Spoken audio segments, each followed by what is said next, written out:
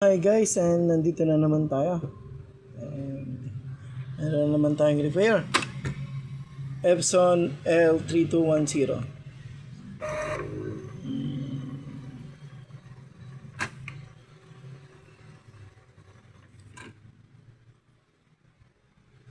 Ayan siya.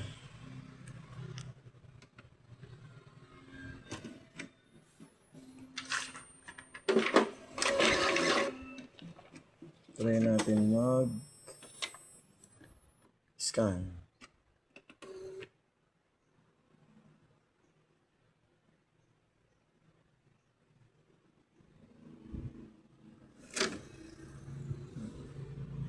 Nag-error siya.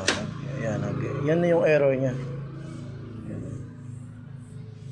And I found out na worn out yung ito. Worn out tong carriage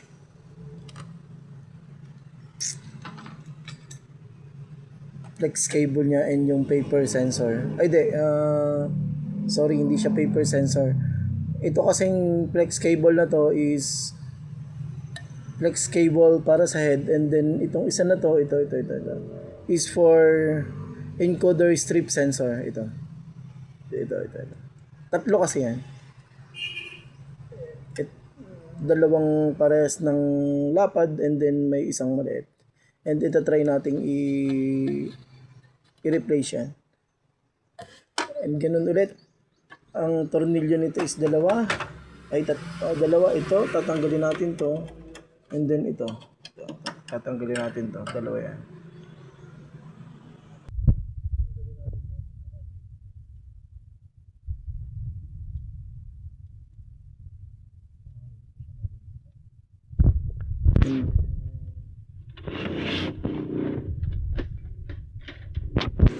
Tanggalin natin to. Itong side na to. Tanggalin natin.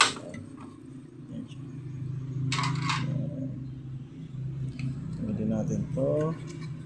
Tapos ito. Tapos yung isa doon. Tatanggalin natin.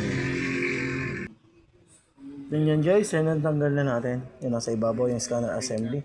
Then kapag tatanggalin natin to. Ito. Pag tatanggalin natin siya. Diba? I-check natin yung pinakang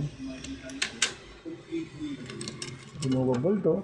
And then ito kasi dito, itong part na to, yun, mayroon siyang spring. Mayroon siyang spring. Tatanggalin natin yung spring niya. Ito siya.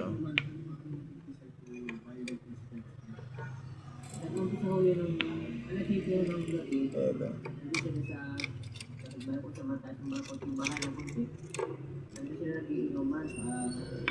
Meron yan dyan spring.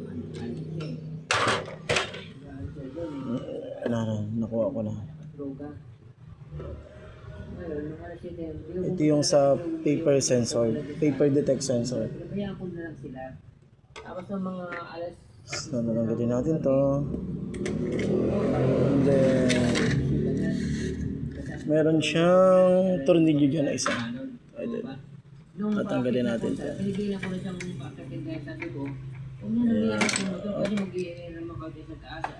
And then lock kasi ito lock. Para makuha natin siya ng buo.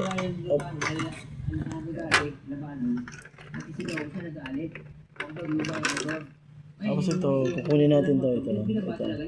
Kukunin natin to yan. Ang ganyan ay ito siya. Tutusukin natin dito sa likod. Ipupush natin siya. Yeah. Worn out siya guys. Worn out siya. Tatry natin siyang palitan, lalo na yung maliit. Ito. Itong pape. Itong maliit na to. Papalitan natin. Hi, and napalitan na natin. Pinalitan na natin ng ano to, encoder flex cable. Sorry. Flex cable for encoder strip sensor. Ito. On natin kung wala na yung error. Kaya hindi na siya masyadong maingay, wala na siyang unusual sound sa loob. Yung parang wala na siya. Okay na siya. Pinalitan natin. Okay na siya. Ito lang yung pinalitan natin. Kasi may problema itong part na to. Makikita mo ito. Putol na siya dito. Ano yung ano yan? Putol na yan. Ang problema niya is paper jam, blinky.